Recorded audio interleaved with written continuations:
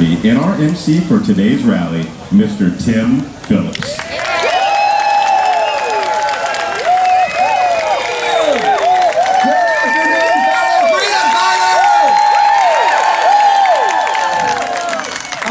You're making the ultimate sacrifice today. I'm a Southerner, but I think it's 193 degrees out here, right? All right, now look, we're not a Baptist church. I used to be a Baptist. All the folks in the back rows have to come on down out of the shade. Come on. We're going to shame you just for a few minutes. Come on around, guys. As hot as it is today, if we keep working this issue, it's going to get even hotter for Barack Obama and Harry.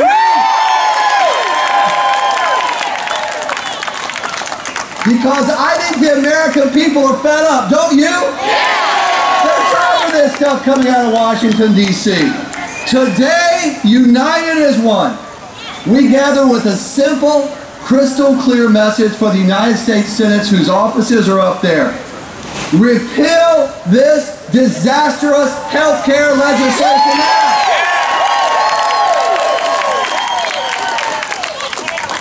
And if you refuse to repeal this legislation, the American people are going to repeal you. And today we have another message for the President of the United States. Mr. President, with all due respect to you and your office, keep your hands off our health care. Keep it off our health care. You know, over the last 2 years, 3 years really, a great debate has taken place across our nation over whether or not Washington, D.C. health care is a good idea. Well, I'm here to tell you, and you know this already, the debate is over. The American people have spoken. They've made their views known loud and clear. In November of 2009, they had a message for then Speaker Nancy Pelosi. And isn't it nice to say then Speaker Nancy Pelosi? They had a message for Nancy Pelosi. They said, Madam Speaker, thanks but no thanks on health care coming out of Washington. You are fired. And that's what they said to her.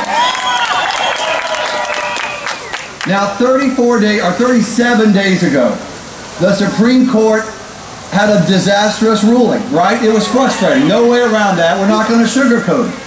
It was disappointing to see Chief Justice Roberts join 4 liberal justices in passing or upholding the constitutionality of a law that we believe is unconstitutional.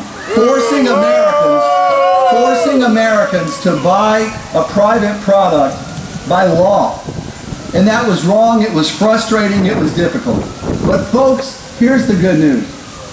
In the end, the Supreme Court of this great nation, as powerful as it is, they don't have the last word. You have the last word. It's not over until we say it's over. And guess what? It's not over. We're starting again today. We're here in Washington, D.C. with a clear message for the Senate, for the House, and I'll tell you this. We sometimes criticize the House of Representatives, sometimes we criticize the Republicans in that House, but I'll give them full credit. They stepped up within days of that Supreme Court ruling, Speaker Boehner and the Republicans, and unanimously, I believe, they voted to repeal Obamacare, and good for them, and they deserve a round of applause for that.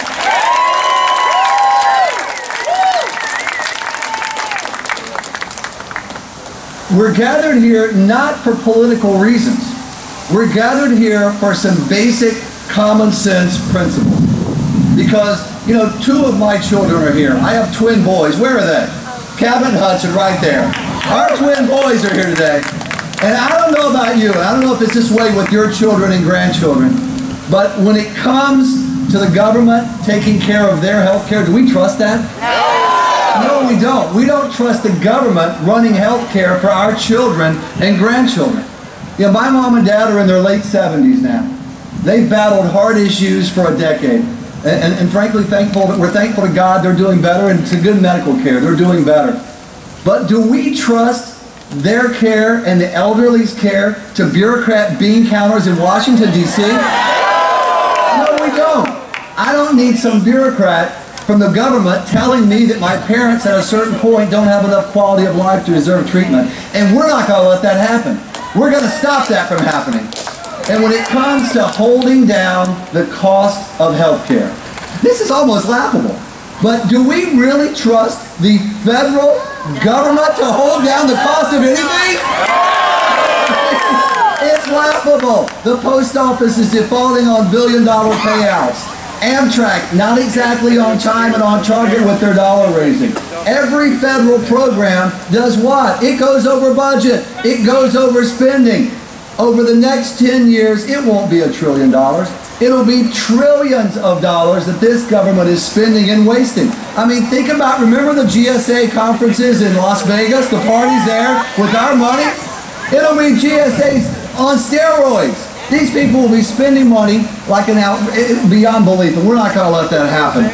When you look at Obamacare already, you see also the government cronyism that's involved. Because we know what happens when a government program that's big and powerful kicks in. Is it same treatment for everyone? No, of course not. If you're a well-connected union, or frankly, if you're a well-connected corporation, you get a waiver from Obamacare. Do you guys get waivers from Obamacare? No, you don't. If you happen to be a small business in Nancy Pelosi's district, you get a waiver. Congratulations. They've given away dozens and dozens of waivers to folks in her district who are connected. We're not going to let government cronyism take over the greatest healthcare system in the world. And when they pass this on all of us, who do they exempt? Themselves. The president, every member of Congress who voted for this monstrosity, their staffs, they have the federal health insurance program. Now look, this is a secret. I don't talk about it very often, but I'm going to, confession's good for the soul. I'm going to share this. I worked on Capitol Hill for 3 years. I did, I'm sorry, I was the chief of staff to a good conservative member, okay? But I had the federal health insurance benefits. I had dozens of choices.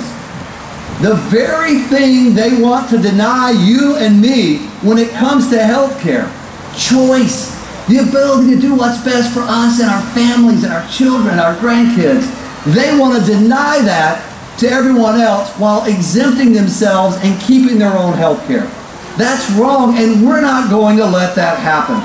We're not going to let that happen, folks. We're going to repeal this bill. We're going to repeal this bill. We're going, I said, to repeal this bill. Repeal the bill is what we're going to do. Repeal the bill. That's exactly what we're going to do. And look, I've heard the voices. Some of them are our friends. And they're saying, look, we can't do it. We're never going to get 60 votes in the Senate to overcome a filibuster. We're never going to have a president that will sign an overturn of this legislation. But look, there was one silver lining, and only one, in that health care decision that Chief Justice Roberts and 4 liberals on the court put through. They said that the individual mandate is what we know it is, a tax increase, right? So the Senate rules under reconciliation means that to strip out the tax increases and the spending increases, we don't need 60 votes. We need 51 votes, and we can do that. We can do that. And then we need a president who will sign it. And I think we can do that. We can have a president who is convinced to do the right thing on this legislation and sign this. So look, there's hope. We can beat this thing. Remember, it's not over till we say it's over, and we're not saying it's over. We can win this. The American people are with us. They're with you and me. You've worked hard about this. How many of you called and emailed and wrote and visited your members of Congress saying vote no? Almost all of you. We lost in Congress. We won with the American people, and we're winning today. We just got to make sure we keep it on doing it, and we're going to keep doing it. Look, thank you for coming out here. Today is another day closer to victory. And when we stand in the shadow of these senators, we're sending a message they need to hear. So thank you for what you're doing. We've got allies in this effort. You know, we've got a group called Concerned Women of America. Don't you love them, by the way? See, love you, right? We've traveled the country together. They're great allies. I think I saw Penny at the Chick-fil-A yesterday. You went out there, I think you were at Chick-fil-A yesterday. Well, 2 days ago, I guess. 2 days. You know what? Our family ate about 7 platters. Isn't it great to stand up for freedom and also eat the best chicken in the world? So please welcome our good friend Penny Nash. Penny?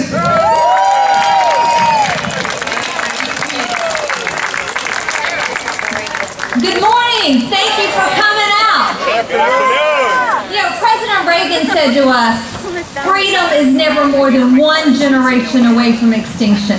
We didn't pass it to our kids in the bloodstream. It must be fought for, protected, and handed on for them to do the same.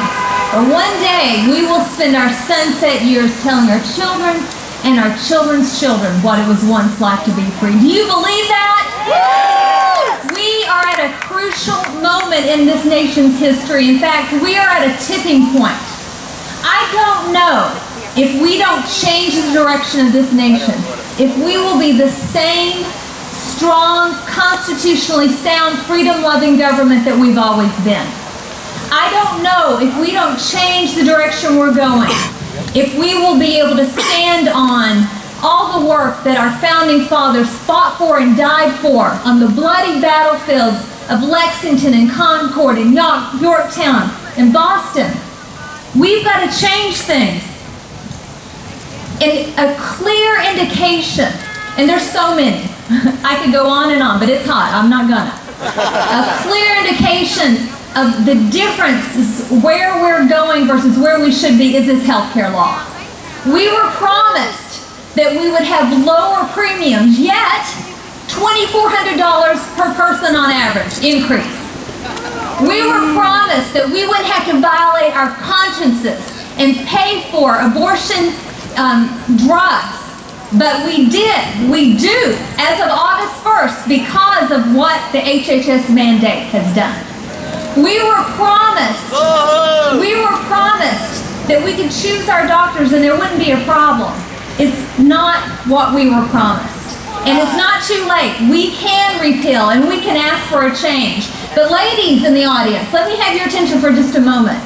This is what at Concerned Women for America we call an Esther moment. It's a moment where you have to think about leadership.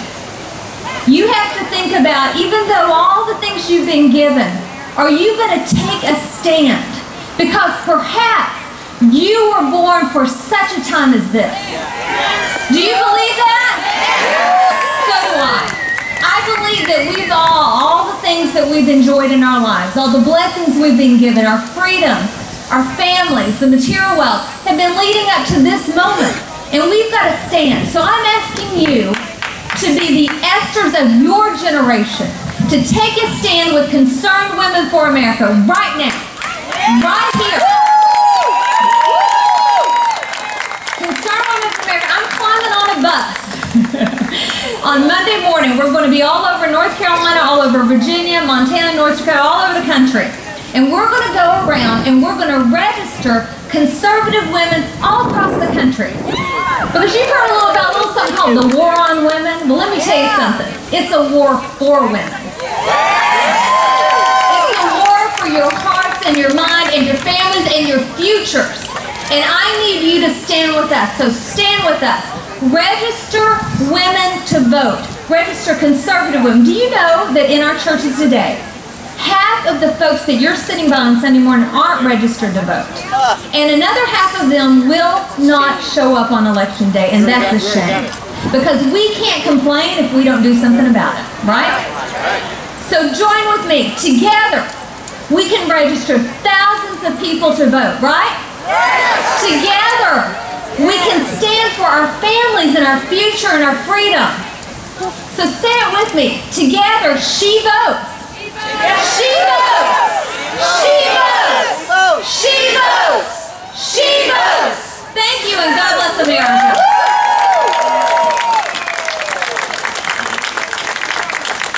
Thank you, Penny. Aren't you thankful for talk radio? Yeah. I love talk radio. These guys are the tip of the spear. They do the hard work every single day of freedom. And they are incredible allies for the Tea Party movement. for Americans for Prosperity. I mean, they're indispensable friends and allies. And I wanted you to hear from one of the leading, I think, up-and-coming talk show hosts in the country. He's based out of Tennessee. I met him years ago. We were doing a anti-cap-and-trade rally event in Tennessee called The Cost of Hot Air. Where's Al Gore when you need him on a day like this, right? Come on! But I wanted you to hear from him because talk radio is a crucial part of our alliance. Please welcome radio and talk show host Phil Valentine. Phil?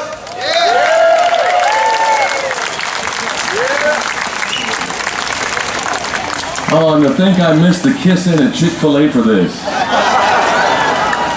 How's everybody doing? Hey, remember when Nancy Pelosi and all these folks told us about all these poor uninsured folks that they need to take care of? 40 million, 50 million, whatever the number happened to be on any given day.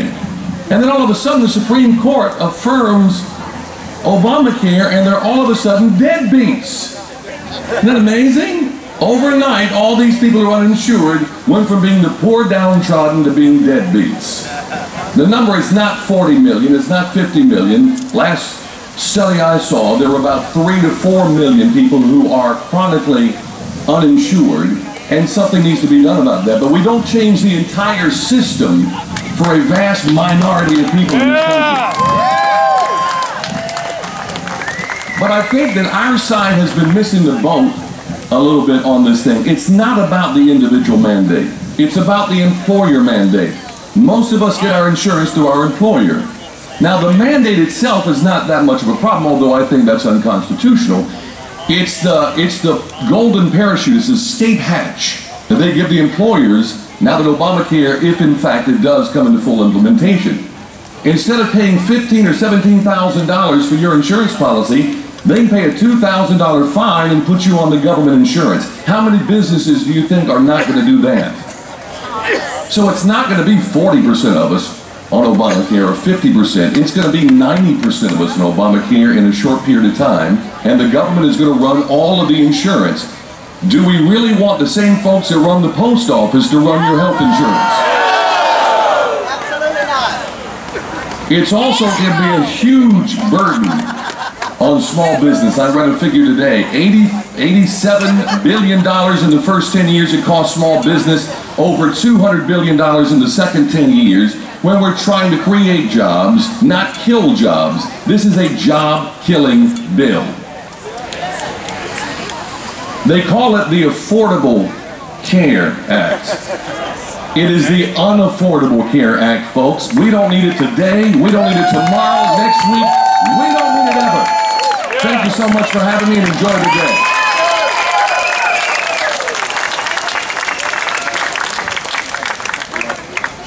All right, how many of you are a little tired of AARP? Yeah!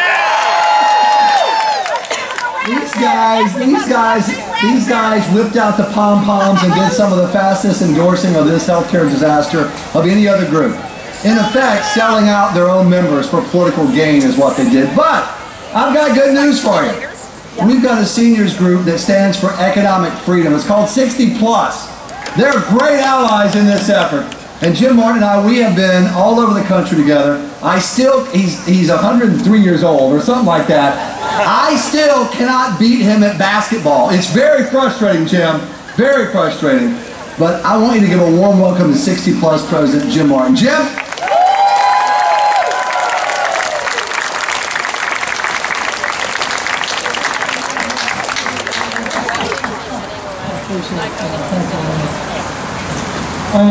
Thank you, Tim, for that introduction. It's great to be here with all you good friends.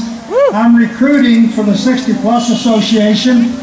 I don't see anybody out there old enough to join 60 Plus yet. But I'll wait for you, okay? Don't trust your Look, parents. just so you know, 60 Plus, AARP is not for me. We used to carry around a bumper sticker, but it's too big to carry around. I made a fan. AARP is not for me. Let me point out just a couple of differences. The AARP makes millions of dollars on the backs of seniors. We don't. We depend on voluntary donations from you folks. They sell a lot of insurance.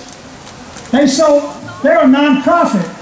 Let me ask you this. They made $600 million last year in profits. How does a nonprofit make $600 million in profits? They sell a lot of insurance. They make it on the backs of seniors. Let me give you one other huge difference between the AARP and the 60 Plus Association. They tout as their man of the year, Harry Belafonte. Look, he's a great entertainer, but he's so far to the left he makes President Obama look moderate. And that's a pretty tough thing to do. Well, our spokesman at 60 Plus is another great entertainer, legendary singer Pat Boone.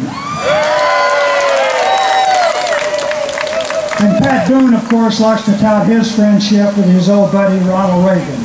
Those are some major differences. But let me point out another one. Just recently, on this particular bill, Obamacare, here's why I'm recruiting AARP members. Just recently, it was found out that an email from the AARP to the White House, senior citizens were voting, it's hard to believe, they were voting 14-1 against Obamacare. Against it. Well, the AARP's out on a listening tour now. They said, we're listening to you. Hey, they must have not been listening before because those seniors were telling them no. What they did, quite frankly, was they ignored what they were hearing from their own members. You're right. That is almost criminal.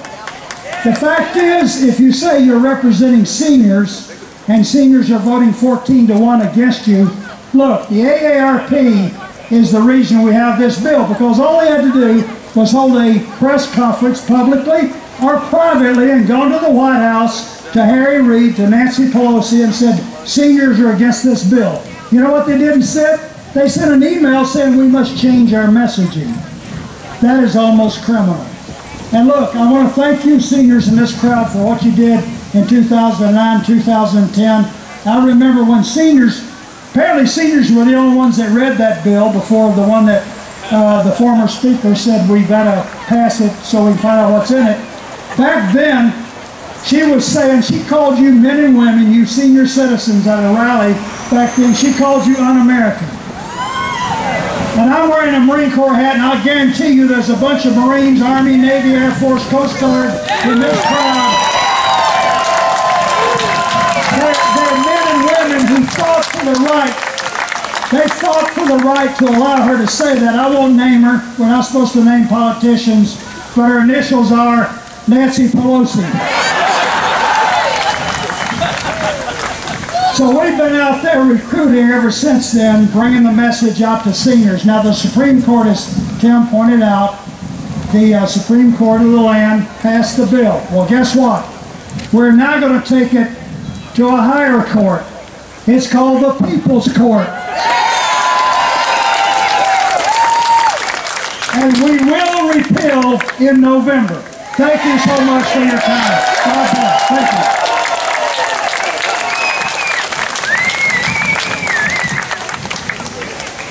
Thank you, Jim. Well, the House wrapped up early, and Paul Ryan did the right thing. He went home to see his family, young kids. But we have a special guest.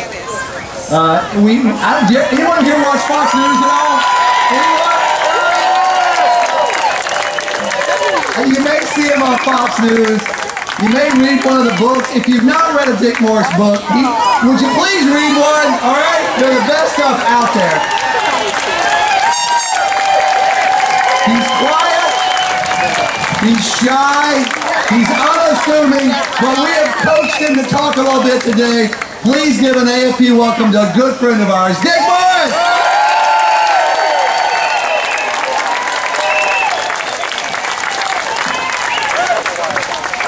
This is my backup group. You know, this is a non-political rally. It's designed for public education. So there's some folks back there and at the other end of Pennsylvania Avenue who need a little education. And we're going to make sure they get that education when the semester ends later this year. And that education will serve them all very well in their retirement. Because they are headed for retirement. Believe me. I'm not just predicting that, I'm telling you that. After 30 years, I know how to read those polls. Now, the issue we're talking about today is health care, and it is not, life, liberty, and the pursuit of happiness. This isn't pursuit of happiness. This isn't about liberty even. This is about life. Now, some of you may be pro-life, others may not be, but can't we all agree that we're pro-life to keep somebody alive when they're alive, whatever a federal bureaucrat says? Can't we all agree that we live until the medical profession can't keep us alive, and God says it's time to die without asking Barack Obama?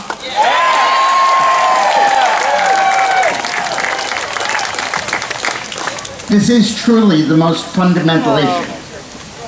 When Obamacare was first introduced, I worked on a speech and an ad that we ran around the country, which said, how can you treat 30 million more people without any more doctors? And the real question is, how can you treat 30 million more people with fewer doctors? Because of retirements and cuts in the reimbursement rate and the increasing enslavement of American doctors. How can you do it? And the answer is, the only way you can do it is by dumbing down the quality of medical care until it is so low that it's not recognizable anymore for anybody, for any amount of money, in any situation. And that's not acceptable in the United States.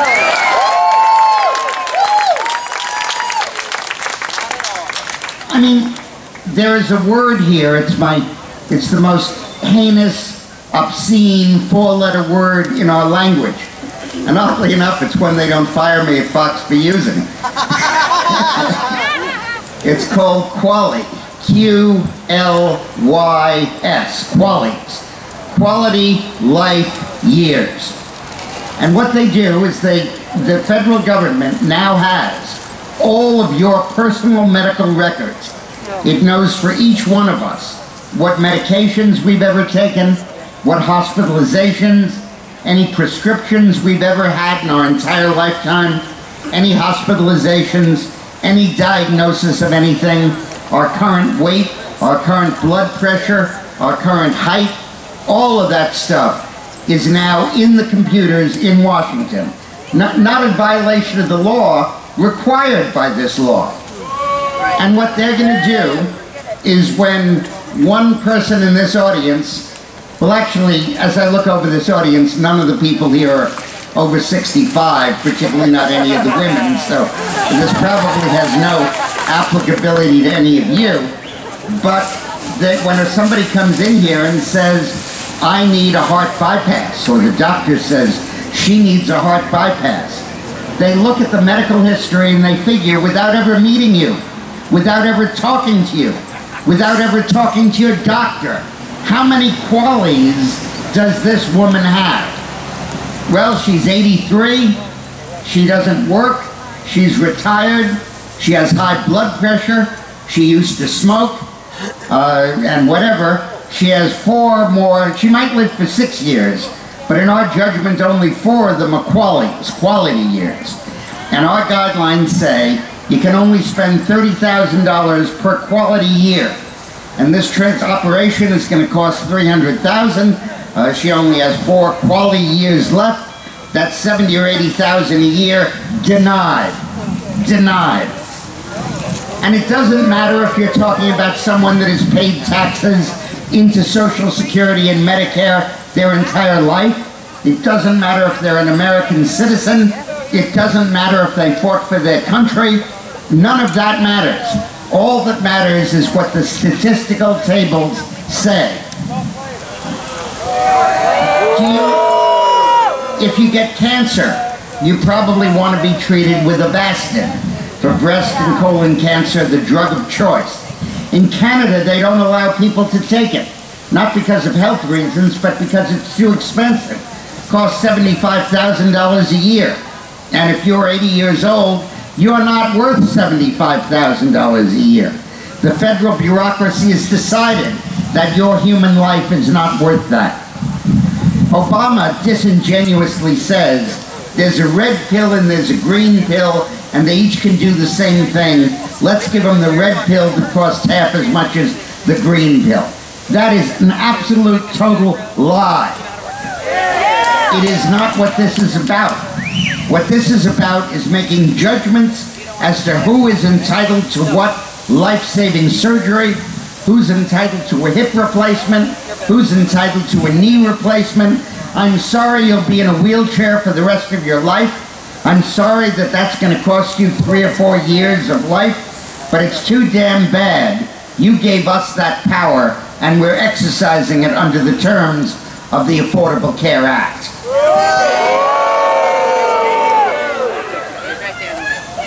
And if you're a young person, as so many of you are, then the issue is a little bit more immediate. It's, do you want to give away 1 month's income in taxes to pay for Obamacare? 1 month's income. Either that you have to pay for health insurance before any subsidy kicks in, or as a tax that you have to pay for not having health insurance. Oh my God. I am so sorry. Tim's gonna come down on me like a ton of bricks. I used the word tax. We all know it's not a tax. We all know that it's a penalty. It's a fine. It's an incentive. It's an inducement. But it sure as hell isn't a tax. You know how I know? Because President Obama promised not to raise taxes on anybody making less than $250,000 a year. So obviously, it's not a tax, because he wouldn't break his word. And when the Wall Street Journal says that 75% of the cost of Obamacare would be borne by those making less than $120,000 a year joint family income, they misunderstand it. They think that's a tax. But you know, if it walks like a tax and talks like a tax, and Justice Roberts says it quacks like a tax, he's a pretty good quack himself, then it is a tax. And it's a tax that they're going to impose on young people when they're just starting out, just trying to pay off their student loans. Now those young people may need health insurance, not because they're sick, they're best of health, not because they have children, they're already covered under the SCHIP, the Children's Health Insurance Program that Bill Clinton and I helped develop. She didn't. But because they might be hit by a bus or run over on their way to a Tea Party rally. And in that case, they need catastrophic health insurance, which is very cheap, not expensive, $1,000 or $2,000 a year. And if you want, just give it to them. Don't ruin our whole healthcare system over that. Don't make them buy the soup to nuts policy that a person of my age would need when they don't need it, don't want it, and can't afford it, and don't force them to buy it. Then there's the worst tax of all. This is a tax on sick people. Literally. The sicker you are, the higher your tax level goes. This is called progressive taxation, new style. Right now, you can deduct on your income tax all medical expenses beyond 7.5% of your income. He's raised it to 10. So that means if you have somebody who is so sick that basically 1 out of every $12 of pre-tax income, 1 out of every $5 or $6 or $7 of after-tax income goes for their medical expenses, but not more, they can't deduct that. They lose that benefit. You got a pacemaker, it's taxed under this law. You need a hearing aid, taxed.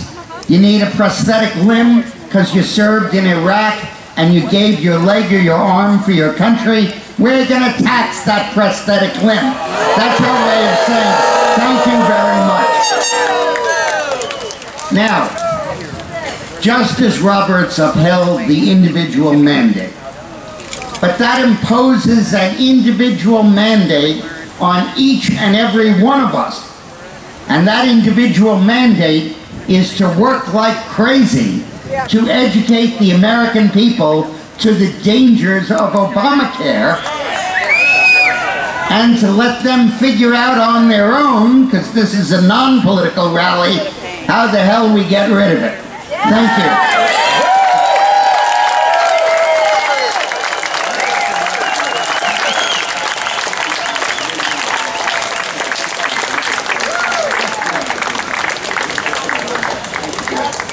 Thank you, Dick Morris.